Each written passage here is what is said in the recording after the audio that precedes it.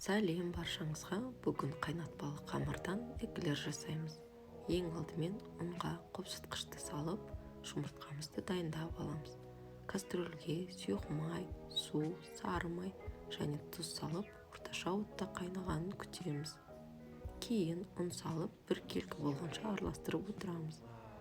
Қамырымызды 1-2 минут салқындатып, үстіне біртіндеп жұмыртқаны құямыз. Қолмен немесе миксермен араластырып, қамырымыздың дайындалғанын күтеміз. Қамырымыз созылмалы болып шығу керек.